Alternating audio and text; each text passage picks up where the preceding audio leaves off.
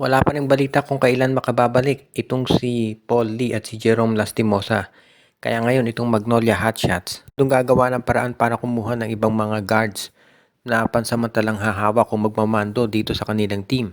At ang nakikita natin dito na isang oportunidad dyan ay kunin na itong si Evan Neri o kaya si Tyler Tio mula dito sa Phoenix Fuel Masters.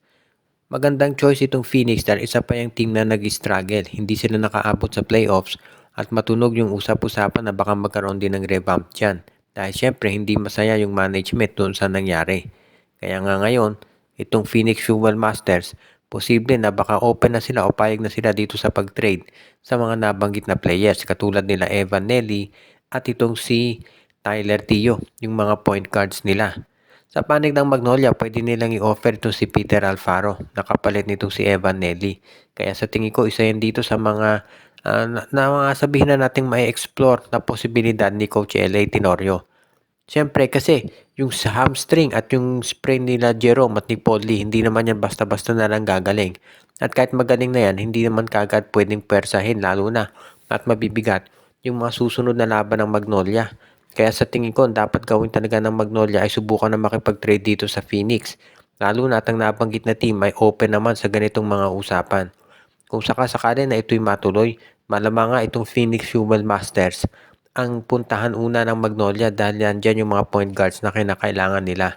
Kung sakasakali ikaw naman ang Magnolia, willing ka na dapat na i-trade itong si Peter Alfaro at sila Rafi Verano para makuha ang nabanggit na players. Dan magiging maganda naman ang resulta nito. Lalo na at ngayon ay kinakailangan masasabi natin must win yung mga natitirang games ng Magnolia para masiguro na sila ay magiging mas handa para dito sa nararating na playoff. Napag-uusapan natin yung mga nagre-ready pagdating dito sa playoffs. Isa na dyan ay itong TNT Tropang 5G. So far maganda nilalaro ng TNT talaga at yan ang dahilan kung ba't kinokonsidera sila na isa doon sa mga top teams talaga na magiging ready pagdating dito sa playoffs. Pero kung ikaw itong Tropang 5G, alam mo na iba pa rin kapag nandiyan ka na at nakalaban mo na yung mga heavyweight katulad ng San Miguel at Ginebra. At ngayon, ang gusto ni Coach Chot Reyes, madagdagan sila ng iba pang mga scorer.